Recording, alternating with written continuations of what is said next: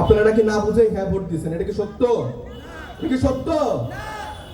এই যে সালাউদ্দিন ভাই, এই যে আমার শ্রমিক শ্রেণী যে সামনে বসা, রিক্সা চালক ভাইরা বসা, তারা কিন্তু বলছে তারা বুঝে হ্যাঁ ভোট দিছে।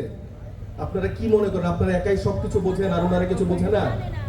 এই যে আপনারা যে এই যে মানে ঘোলা করে যে জল খান, এটা একটা প্রাণী খায়, আপনারাও তো এরকম করে পানিটা খাচ্ছেন। এই যে চুপ্পুকে নিয়ে যে এতদিন এত নাটক করলেন, এই নাটকের এই যে শেষ 5-6 মাস পরে যে মঞ্চায়নটা করলেন, মঞ্চস্থটা করলেন, এটা কেন করলেন?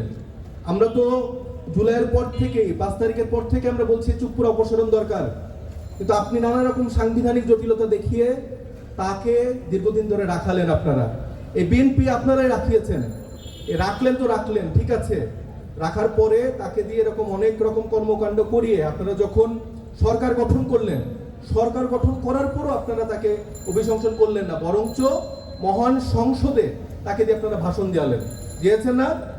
এই যে এখন আবার 6 মাস পর নাটক করে তাকে বাদ দিচ্ছে, কেন এই নাটকগুলো হচ্ছে? এই চুপ্পুর মুখের কথাবার্তা শুনছেন আপনারা? ইন্টিম সময়ে এত দুর্বল সরকার, তাকে কিন্তু তারা একটা হাউস অ্যারেস্টের মতো করে রাখতে পেরেছিল, কারণ সে আওয়ামী লীগের দোসর, হাসিনার দোসর। এই লোককে কোনোভাবে তো ছাড় দেওয়ার সুযোগ নেই, তাকে ডিরেক্ট গ্রেফতার করতে হবে, অ্যারেস্ট করতে হবে। তাকে অ্যারেস্ট না করে আপনি লন্ডনে চিকিৎসার জন্য আমোদ ফুর্তি করতে পাঠাচ্ছেন।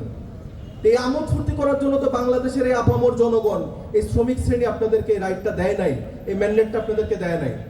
তো আপনারা চুপ্পুকে এখন সরাইছেন, ঠিক আছে, ওকে দ্রুত অ্যারেস্ট করতে হবে। যদি অ্যারেস্ট না করেন তাহলে আমি বুঝে নিব যে এই সালাউদ্দিন আহমেদ আপনি যিনি আছেন, আপনার সাথে এদের সংযোগ আছে, আপনি বিশেষ কোনো এজেন্ডা নিয়ে বাংলাদেশে এসেছেন, আপনি বিশেষ কোনো উদ্দেশ্য নিয়ে বাংলাদেশের মানুষের ভাগ্য পরিবর্তনের যে রূপরেখা, যে ম্যান্ডেট আপনাদের দেওয়া হয়েছিল, সেটা আপনার কাছে নেই।